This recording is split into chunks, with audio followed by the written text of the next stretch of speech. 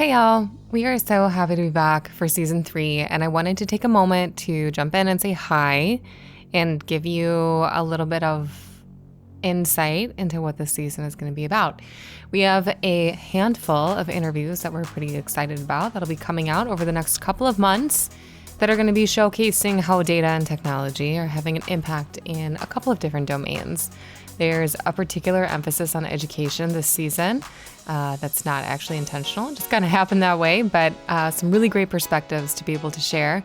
And per usual, we'll be identifying some of the common threads that show up as far as data and technology goes in these different domains and what's unique too.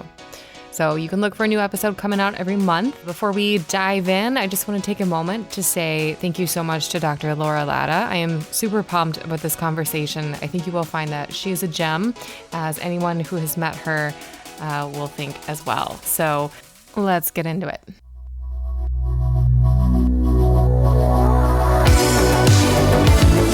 Especially when you start to look at maybe broader political views, and this is definitely not the content, for this podcast, but no one will ever come on the Asemio podcast ever again.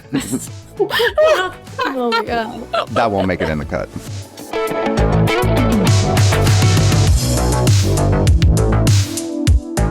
Hey y'all, welcome back to another episode of Asemio Decoded. I'm Jess.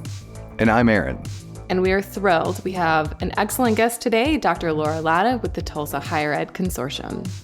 We're so thrilled to have you, Dr. Laura Latta, on our podcast so we can talk about data and the higher ed world and everything that you have to offer in that space. And I would love to start with you introducing yourself and what the consortium is. Absolutely. Well, thank you so much, Jess. I'm so excited to be here. My name is Dr. Laura Latta. I'm the Executive Director of the Tulsa Higher Education Consortium. The consortium is a collaborative of 9 colleges and universities and civic philanthropic groups in the Tulsa area. We're all working together to support student success and degree completion in higher ed in Tulsa. You're so good at it. It took me like 7 years to get the elevator pitch down for Asemio. I don't even think I still have it down very well. Man, the elevator pitch is so challenging when you do a lot of work across a lot of spaces. Yeah, it's wild. And if you don't, like, in my experience, if someone's not in the space, like the word intermediary, let's just start there. Like, they just have no idea. It's like, what do you do? It's like, I mean, work with schools? Social good? Yeah. We've kind of boiled it down to the 3 C's. So we say that we are a convener, a connector, and a communicator. And as a higher ed intermediary, if it falls in those buckets, we probably do it. We love a good terminology conversation, and a note that it just is continually difficult sometimes to describe how different organizations and individuals show up in this space without sounding overly vague, especially for folks who work in broad capacity. So I just want to take a moment to point out how much I love Dr. Latta's description there, in case you didn't catch it, right? Convener, connector, communicator. Yes, high level, but also so apt. And we wear these hats a lot at Asemio too, and especially when we're working in more of our community data sharing initiatives. So love that. Probably going to borrow it. Anyway, it's just a great description about the higher ed consortium's role as an intermediary in a way that's really simple and easy to digest. That's awesome. Okay, like I'm learning how to boil the story better. It is tough. Tell us a little bit about your background. How did you get to the consortium?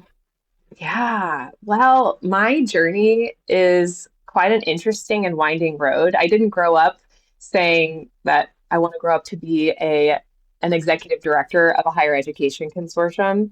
No? But I've always known. No, I didn't, believe it or not. I want to know that kid out there that says that, though. I would totally be like, okay, let's go to coffee. Let's do a Zoom meeting and let you talk about your future. Yeah, honestly. And before the Tulsa Higher Ed Consortium existed, I really didn't understand what a consortium did. So it makes a lot of sense that when I introduce myself and say Tulsa Higher Education Consortium, people say, Tulsa Higher Ed what? And have to really explain that a consortium is a collaborative group. We're all working together to move in the same direction for the common good of students. But my background is 100% in education. So I actually started my career as a fourth grade teacher. And I've actually taught every grade in elementary school. So I've taught kindergarten and first grade and gifted and talented education. And I just love education so much. I kept going to school. I got my bachelor's in early childhood education and then decided to get my master's in administration. And the more that you learn about education in the system, the more that you realize you don't know. I think that's sort of how everything is. The more you learn, the more you realize you don't know. And I just wanted to figure out the systems and the structures, and now it's sort of become a lifelong pursuit. But I got my master's and then my doctorate, both again in education, and I started teaching college courses at the University of Oklahoma. And I've taught for about 7 years. I teach early childhood math. And I really have just enjoyed so much working with college students. And that was really my doorway into working with higher education. So after I got my doctorate, I decided to make a change from K-12 education into higher ed. And I actually started working for a nonprofit here in the Tulsa area as the director of post-secondary partnerships and research. And I started working with colleges and universities. And one of the projects that I was on was something called the Tulsa Transfer Project, which ultimately led to the formation of the Tulsa Higher Education Consortium. And then one thing led to another. I applied for the role as executive director, and here I am. And if I could have gone back and known when I was a kid that consortium executive director was a job I could do, I probably would have wished that I could do it because it's the best job in the world. And I'm so happy and so fulfilled and love the work that I get to do every day. Getting your PhD, you have like some probably access to areas that you didn't have before. I'd love to hear a little bit about what that journey was like. And also, what did you do your dissertation? I love learning, and I kind of just started going to school and didn't stop until I reached the terminal degree. Really. And then after I finished the degree, had sort of like an identity crisis. Like, now what? I don't go to class, but that's why you started teaching. That's right. Collect more degrees, you know? Oh, man.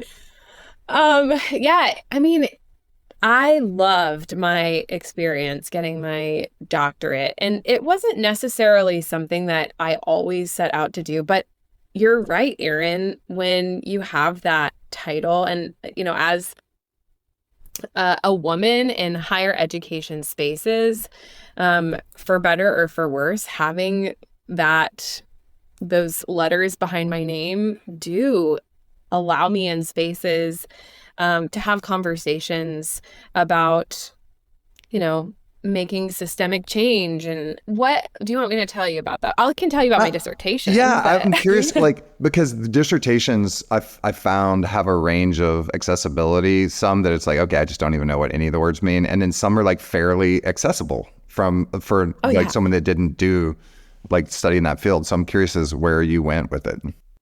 Yeah, mine was very accessible. So at the time, this was when I started my dissertation, it was 2018. And this is wild. I think back on this time in my life and I'm like, how did I have so much energy? But I was part-time community school coordinator, part-time graduate assistant, and was teaching classes and taking classes at the same, taking doctoral classes, teaching bachelor's degree classes. And so I had to do a dissertation that lent itself to all the work I was already doing. So like I said, I was a community school coordinator. And I thought for a long time, because my research interests are about like dual language acquisition. I thought I was going to do something on dual language acquisition. I wrote a couple articles in along that research line, but my dissertation ultimately was over STEM out of school time programs and how they support 21st century skills and STEM attitudes. So I did an analysis of, we had, at the time I was a community school coordinator at a community school here in Tulsa. We had 250 kids that were participating in out of school time programs. We had like 30 different out of school time programs. Incredible community groups. We had like tinkering clubs and coding clubs. And then we also had groups like storytelling and writing and creative, different artistic expressions. And I actually want to go to found that school like so bad. That sounds so I'm like, fun. sign I me didn't up. I have want to do that so much of now. it. Yeah, same. Like I want that to, can we just make that be like, I want a tinkering time for some.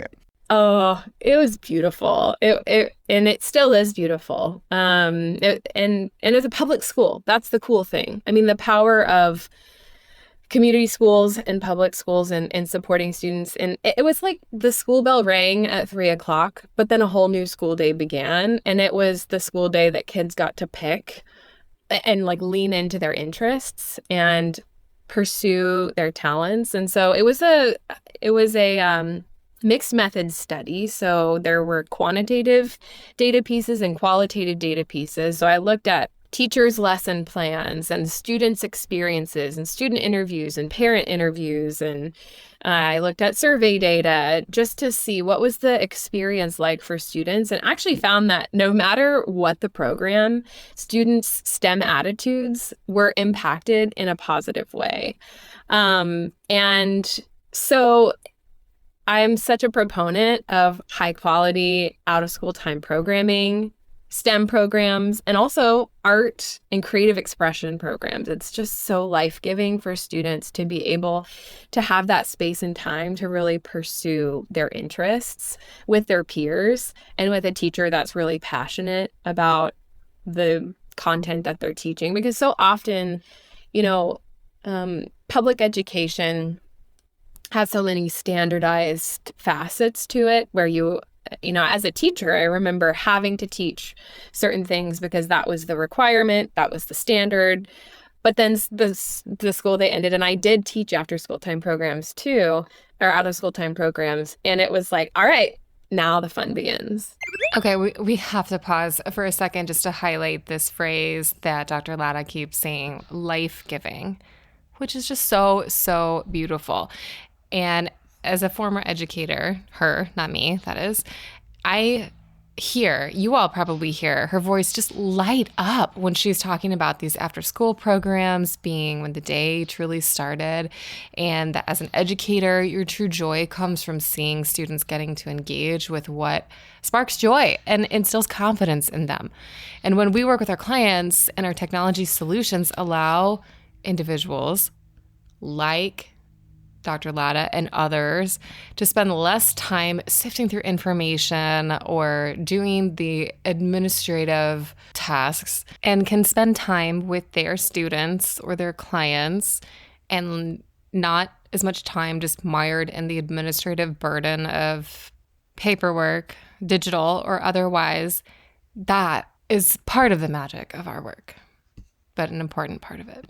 Our family is multilingual, and we're not just multilingual, we're also multimodal in the sense that one of our languages is sign language. So American Sign Language between my daughter and my wife, and then my wife and I speak Russian Sign Language, and then the daughter and I speak English, right? So but there was a lot of people commenting about dual language acquisition around me. So I'm curious if you can give a headline about what is known or what interests you about that.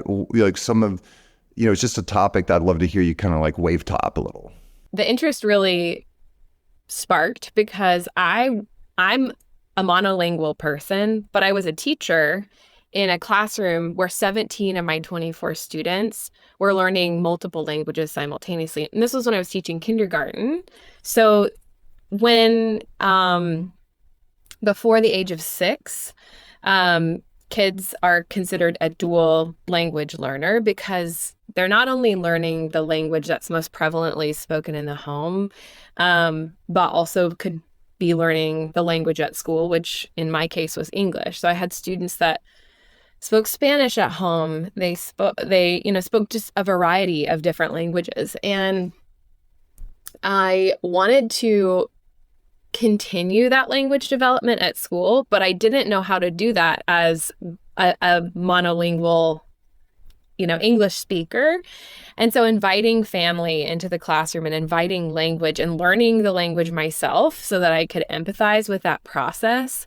I'm not fluent, but I have learned a lot about the different languages that my students spoke because I didn't want that language acquisition to end. Y'all, I have chills. She's amazing. I wish I had more educators like her in my life growing up. I wanted it to continue in the classroom. And it's such a precious window of time, especially that 3 to 5 age window, because there are so many in the brain, there's so many connections being made, that language acquisition is a lot easier for young children, and they're learning how to speak, read, write, and listen. All of that's happening at the same time. Like the brain from the age of 3 to 5 is just like on fire, making these incredible connections and as students are communicating. And so that really just ignited the interest. I did a study of my classroom to see how my instructional practices could support their language development and how I could be more inclusive and more supportive. And so that's really the direction that my research took me. When I was working internationally, one of my projects was to create a system for teaching another language. So I think I also am fascinated with language and culture, like the intersection of language and culture. So the idea that you're thinking about your perspective as someone who is monolingual, and then also how that influences your students and how you can create a more supportive and energizing environment, like with that myriad of like dynamics, is so interesting. So it's just fun and cool. And thanks for being interested in culture and language. I think more people should be. Yeah. Does it feel like you've done a lot of different things? When you talk about your journey, it seems like they're very different perspectives and experiences, but does it feel like that? And how do you thread it together in your role today? When I sit and I think about all of the roles that I've been able to hold in education, because I've been a teacher, I've been a community school coordinator, I've been, director of nonprofit spaces. I do feel like a lot of ground has been covered. I heard the metaphor of the dance floor and the balcony, and I feel really privileged that I've gotten to experience both. Like I've been on the dance floor doing the work, experiencing the struggles and challenges of being a teacher and an administrator, and then also being on the balcony and looking over on the dance floor, thinking more strategically about how could we improve the system so that it better benefits the students and the teachers and everybody within the system. So yeah, I've enjoyed getting to have both of those perspectives, and I think it's informed every role that I've had along the way. I will never, ever be able to forget my experiences as a teacher, and it truly does help me in my decision-making today as sort of more of a systems leader. Well, and as the father of a 4th grader, seems like an amazing age. It's so fun. If I was going to teach, I don't think I would do well in the classroom. I'm not going to lie. I've been adjacent, I've had a lot of, been in communities where I was very close friends with teachers in international work. But if I had to, 4th grade would probably be where I would love to land. It's the best grade. I think in elementary, it is such a fun grade to teach because students are old enough that they're figuring out their identities and who they want to be and making decisions about like their personas that they adopt. It's such a fun, and they still really love their teachers. Yeah, I still remember I would give my teacher, I think 2nd to 4th grade, like I was still going and give them a hug. I would just like run in and be like, oh, hi, there's one specific second grade teacher, Mr. Vries, that, is not with us in the world anymore. And I remember she made such an impact on me when I turned like 19 or 20. I tried to find her just to say like, hey, you really made a big impression on me in a way that shaped me for the rest of my life. She had already transitioned at that point. So that was the kind of sad that I wasn't able to give her that. And it just made me respect more the impact that teachers have in the world that you don't know necessarily. Like, you could just be having a normal quote year and moving on. But then, a couple of decades from there could be someone that's doing something in the world that you helped shape and foundationally in a way that has impact far beyond you would ever know. So it's an amazing profession. Yeah, I've been really fascinated because I've worked in the education system and then nonprofit and then been adjacent to like more private industry. And I really think that teachers can do any job. They're amazing, incredible. They're required to wear so many different hats. And if you were to quantify and attach a dollar amount to every job that a teacher is required to fill in the course of a day, easily six figures. And so I think no doubt I will always and forever be advocating for teacher compensation because they make miracles happen. Absolutely. You mentioned you're adjacent to some of private industry. And I think we've had some interesting conversations about what makes the Tulsa Higher Ed Consortium unique. Can you talk a little bit about the relationships that you've been developing in the community and then how that differs from other consortium models? Because that was something that was really fascinating for me to learn, is that there are many consortia all over the US and you all have a different style and flavor. And I think that would be really cool to highlight. Absolutely. So our consortium has 9 colleges, including College of the Muskogee Nation, Northeastern State University, OSU Tulsa, OU Tulsa, Rogers State University, Tulsa Community College, University of Tulsa, Southern Nazarene University Tulsa, Langston University. So we have this really cool constellation of colleges and universities that really run the whole spectrum of, we've got a tribal institution, we've got the only HBCU in the state of Oklahoma, the largest community college. It is an incredible group of colleges and universities that are committed to students. I really want to highlight the amazing work that Dr. Latta, Dr. Wyatt, and the whole team at the Higher Ed Consortium has done to really foster trust among their member institutions and other community partners. As you might imagine, in many communities, this is difficult because it's just frankly difficult to get large groups of people to come together for a common purpose for a number of reasons. And trust or lack thereof is often one of those reasons, what makes it very challenging.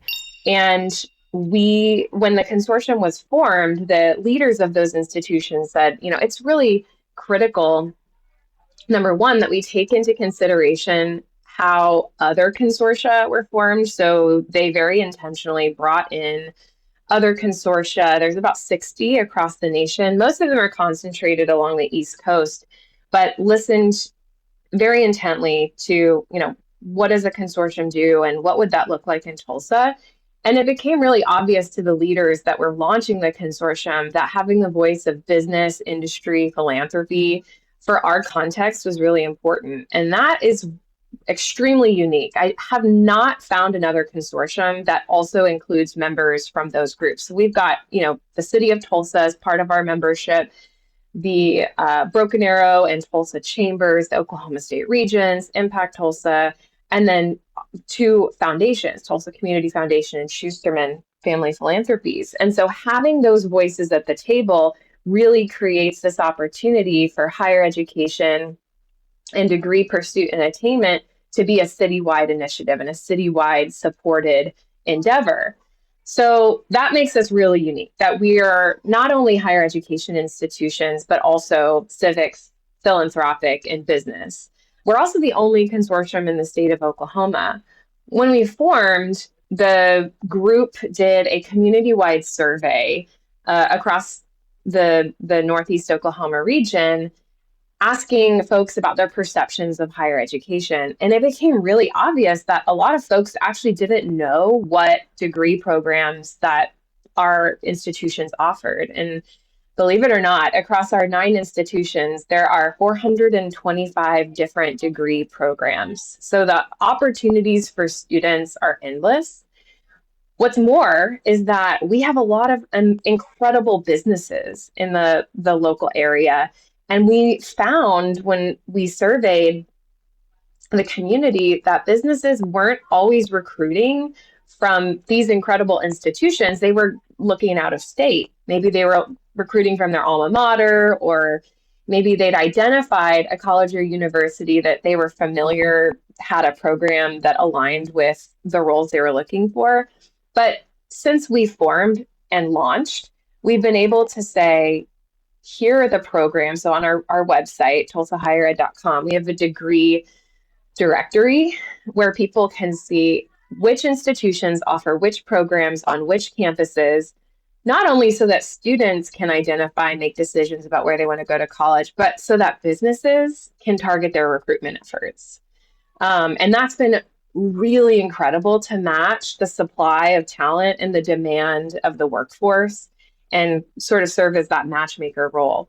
We've been able to really highlight those businesses that are recruiting talent from our institutions and investing in their employees to earn a degree or to upskill or get an additional degree. So the existence of the consortium hasn't just impacted students, but also the relationships of higher ed and business and industry as well.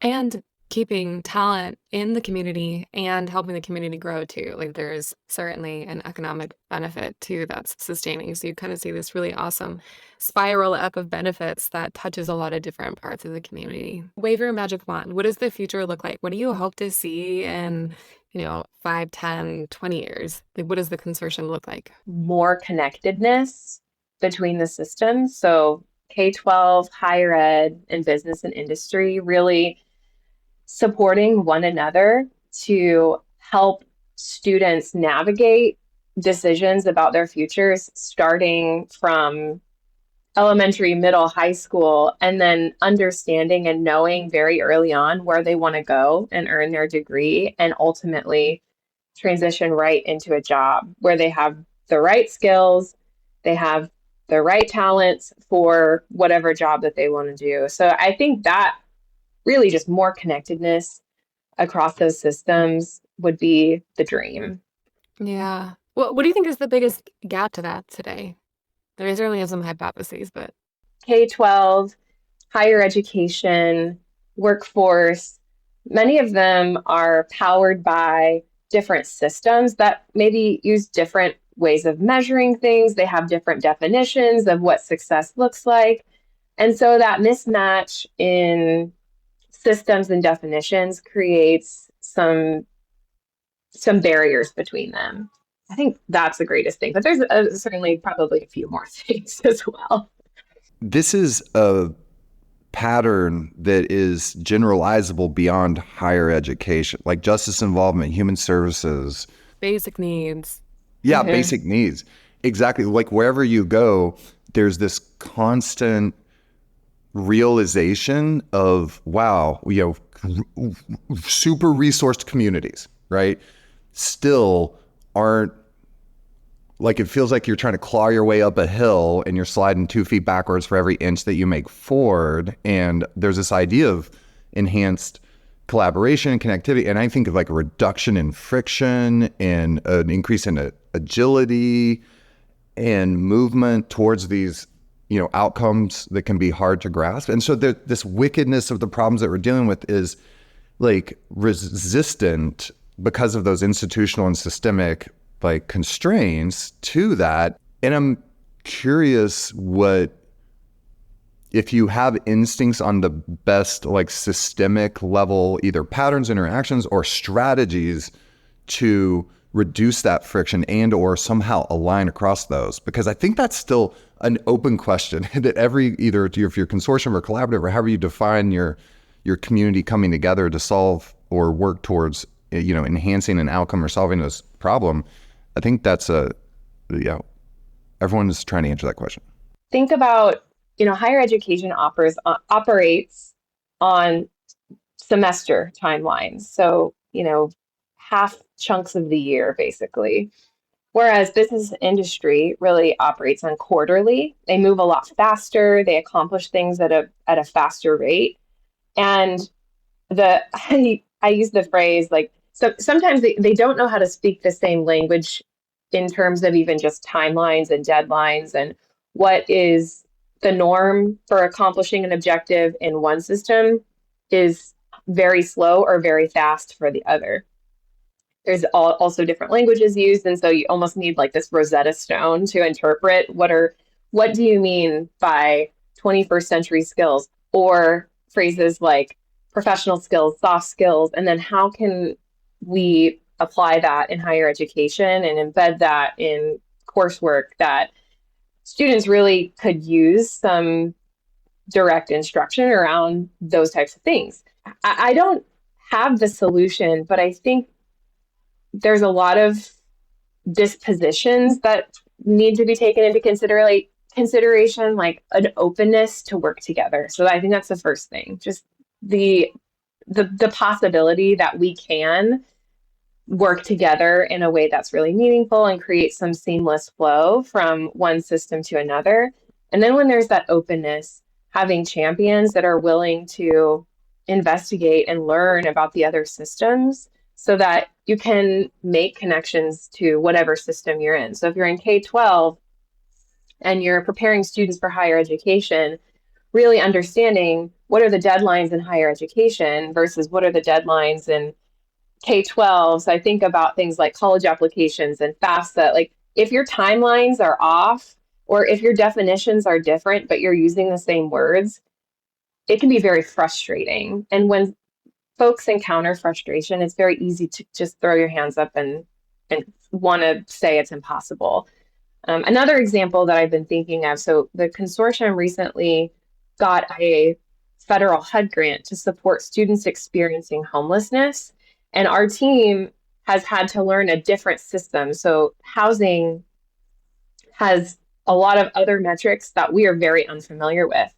And it is very daunting to learn a whole new system, but it's worth the pursuit and it's worth persevering to learn that system and then figure out how it can be applied to higher ed, because there are students that are experiencing homelessness, and that's the barrier that's keeping them from getting that degree and then unlocking the next level of opportunity for themselves. Like, do we need 1,000 coffees every single month to, constantly stay up to date on language? Because the problem is even if you learn the language in a domain, then you have to get to a community, then you have to get to domain within that community, and then executive directors, other leaders change. And so you have different levels of that. And it almost seems like you need like an emergent Rosetta Stone across every domain, like in real time. And so we've actually been thinking about how can you create emergent taxonomies and these like decoders that just kind of understand where someone is coming from and then maps that across what they're wanting, like looks at their intent and their meaning behind what their goal is and then maps it to another domain. But that's like, I know it sounds super abstract, but a really concrete example is if you have a knowledge management system, and let's say you're a program leader or direct services provider or community member that's interested in, I've heard that kids aren't getting to school as much as they should be. And I can't remember what that's called, but I'm going to go to this portal and say like, why aren't kids getting to school? I'm interested in learning more about this. But then you have a researcher that comes in and says like, show me, I'm looking for research on the correlation between, ACE scores and chronic absenteeism, right? And then you have a philanthropist that comes in and says, I wonder what the return on investment is on, out of school time providers. But like how you resolve those different perspectives in real time without having to have manual intervention or someone that's constantly being a translator is like still an unsolved problem in our society. And I don't think until we can ease that friction, I don't think we're going to be able to make a lot of movement around wicked problems just because they're going to advance faster than we can like claw after them in real time. I think that's an incredible point. And having that learning management system, to your point about turnover, that is a huge challenge that we have that across 9 institutions, there's turnover that happens just naturally, and attrition, and folks retiring and things like that. But having that compendium, that having that source of information that can continue no matter what the dynamics or situations and people movement, I think that could be really empowering, and I think that's incredible. We've been teasing apart the role of centralization in systems level, like change work, and we're frankly forming some pretty like loosely held strong opinions, right? And one of those is I think that the control of data should be decentralized. Like the domains, the institutions should hold and control their data, their information, and the access to that and the uses. And that's, there's a lot of reasons behind that around political will and trust and collaboration to governance and privacy and security, all the way to technical arguments to be made on why that's better. But then, so decentralization of domain data ownership and control, but then those data need to be pulled together to make, data informed, actionable, like insights and decisions. So you have to, there's some federation in there, but then I think that we should centralize this knowledge around our community and who's working on what and what we call things. And that can be centralized. So we've started to like advance our understanding of where you centralize versus decentralize or federate culture, governance, and technical infrastructure. And I think that will help us advance against these wicked problems more easily and quickly. This may surprise you, but technologists have a lot of opinions, and they're not always the same. And when it comes to different data management approaches, coming down to the question of whether a centralized versus a federated approach is better, you're definitely going to find two camps. I will say we absolutely skew towards a federated data approach. However, I will caveat and say that there is a time and a place for both. So it's nuanced. There are definitely circumstances in which one is better than the other. But I'll give you here in a moment just a brief overview of the two different types, just so you have that framing if you're not already familiar with the differences between the two approaches. And then that'll just give you a little bit of insight into these opinions. So, given that, a centralized data management approach is where your data is stored and managed from a single location or a database. So this is great for enabling consistent data handling practices. It can sometimes simplify data governance, and it really simplifies the management process overall because all of your data-related operations, backups, updates, and things like that, they're happening in one place. But this is a two sides, one coin situation because that also introduces risks like the fact that you have a single point of failure. So, the whole ship can go down if it's compromised. On the other hand, a federated data management approach involves managing and accessing data from multiple places or autonomous databases.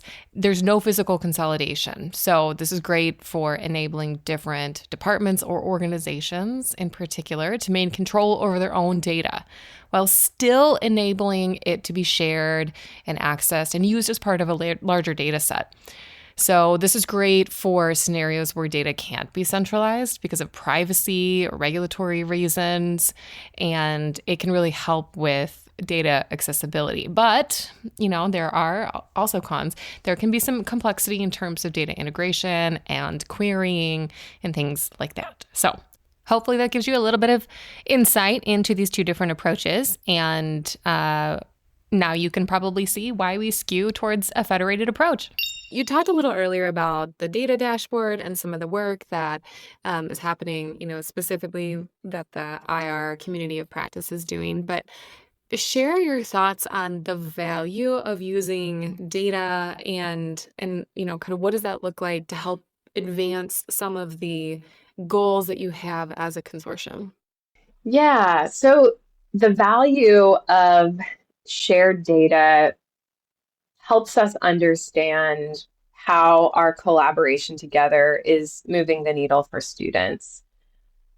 There isn't currently, or there wasn't before our formation, a space where we could go and look at student trends in enrollment, persistence, transfer, and completion for Northeast Oklahoma.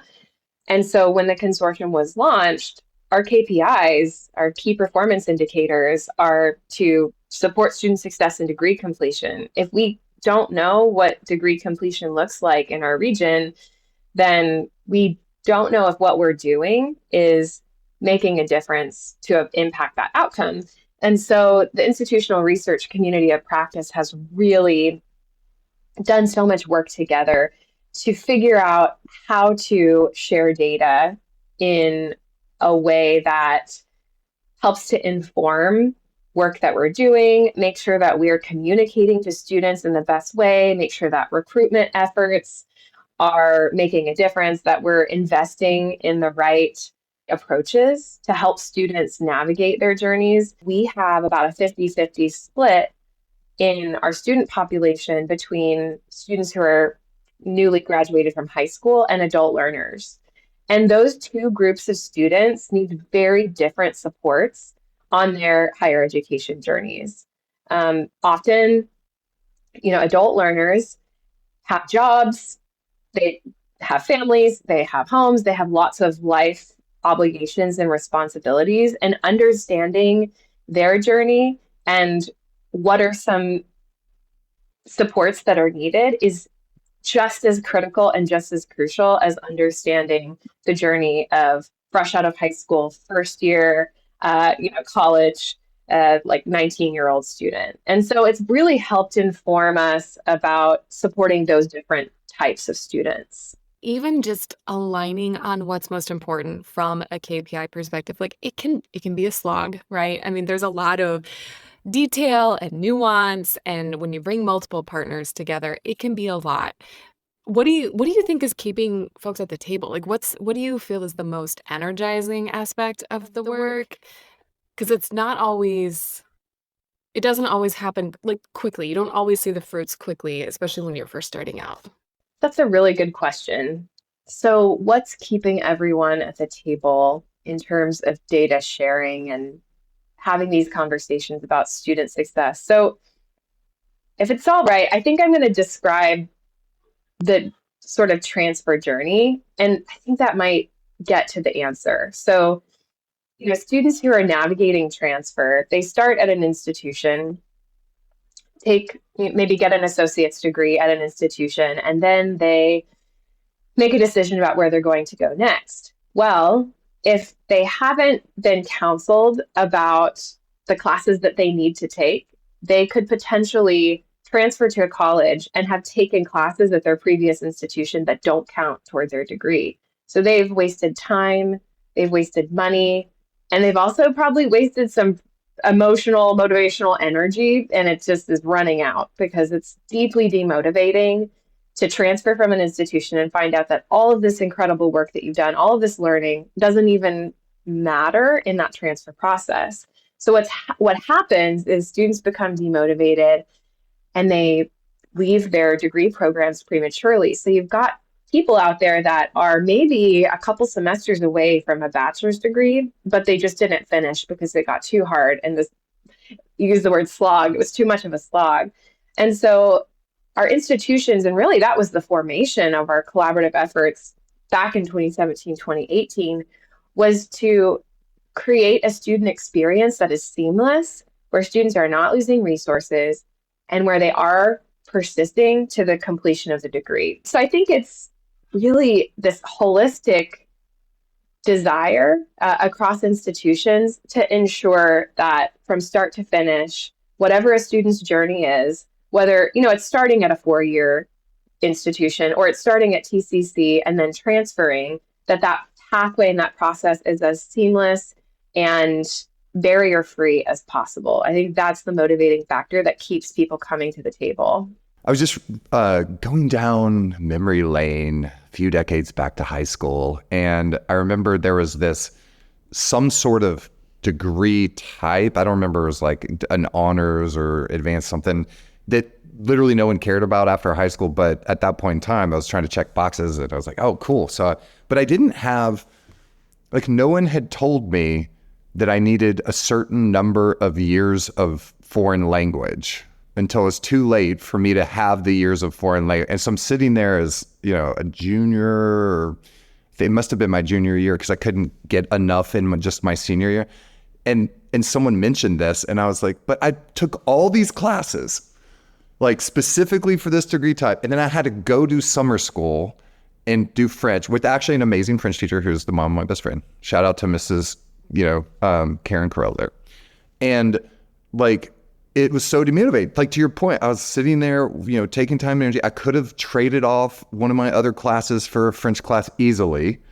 And it just was such a small version of what you're talking about, which was not impactful later in life. But to imagine being on your higher ed journey and a trajectory that's going to affect your entire career later in life and having that demotivation would be super motivating as a community to solve, so that we don't have our adult learners and our, recent graduates coming in and struggling with that. Well, and there's fairly simple solutions. And because we've all been at the table together and we've been willing to collaborate, something as simple as TCC has added to their application, do you intend to transfer? So from the moment that a student is going to TCC knows, okay, they have this intent to transfer and they're thinking about maybe transferring to NSU or RSU or any of our transfer receiving institutions, and they can counsel them along the way so that they're supporting them in taking the right classes that are going to lead to their ultimate goals. There are these two terms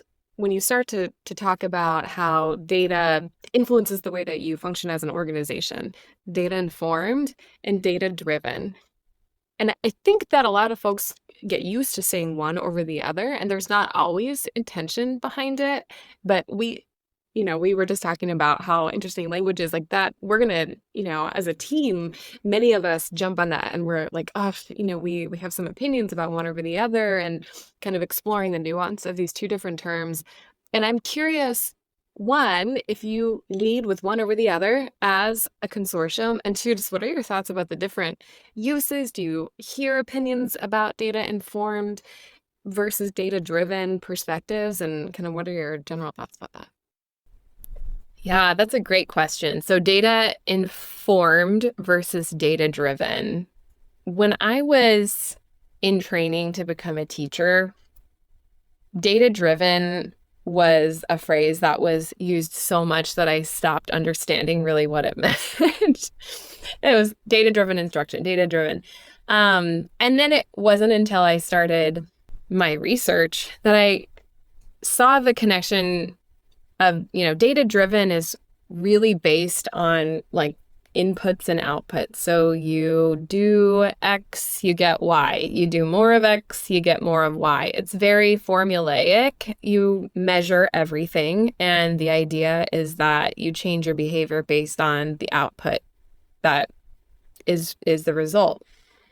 The thing about data-driven decision-making is that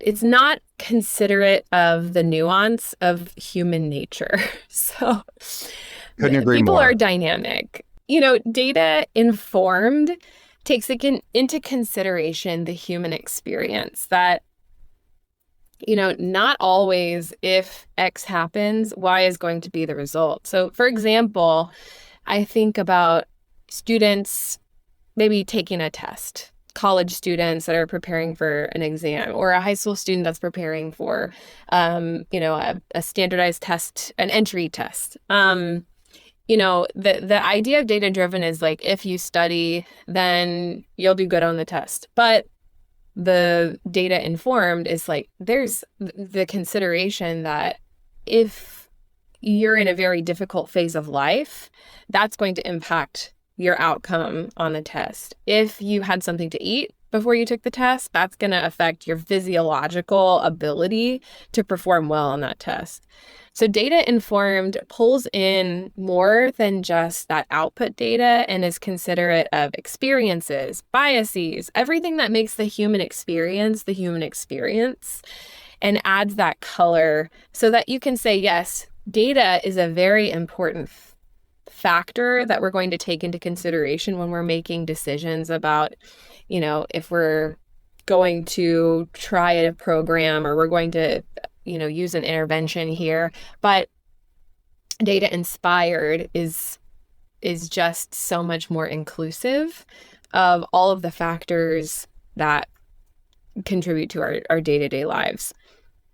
I'm not sure that was the best answer. No. Well, I think it was amazing. Great. I mean, and that's highly aligned to how we think about it too, because as an organization that works so closely with data and sees some of the challenges about data entry, and those challenges range from, is there alignment with what it means to, even a single field? Does everybody have the same shape in their head about what that actually means? Is there good workflow? Is it consistent? Is it comprehensive? Is it influenced by bias? Is it, does it take into all the context that you suggested? And the answer is in large part, no, right? I mean, it's very difficult. And that's one of the reasons why I think there's such a growing interest in community data sharing too, right? Because each organization has one perspective and some have broader perspectives than others, but it's almost impossible to just rely on data alone. It would be, in our opinion, in many cases, folly to do so.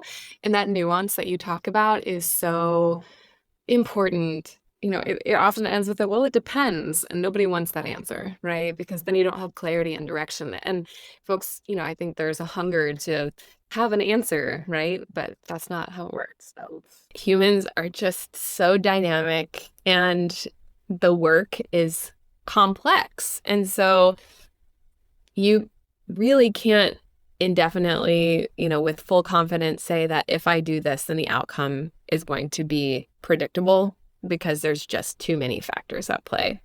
Yeah. And that is so annoying to so many technologists, because technologists and engineers want deterministic answers. Like, just tell me what you want X to be so I can solve for Y. Or tell me what you want Y to be so I can solve for X. And that's just not how it works. And one of my favorite roles that I find myself playing is when technologists that are hitting social impact domain coming from the private sector need to, expand their understanding of the messiness of humans and how that impacts technical design. Because too often, one of the gripes I have about data driven, and again, people have good intent. It's not like people are, when they're using these terms, I don't think that people are saying that we need to autocratically have some, technocracy that's, where we're driven only from data. There's maybe a handful of people in the world that are going to say that, but most people don't really think that, but they just mean we need to think more about the scientific part of things in a sense. And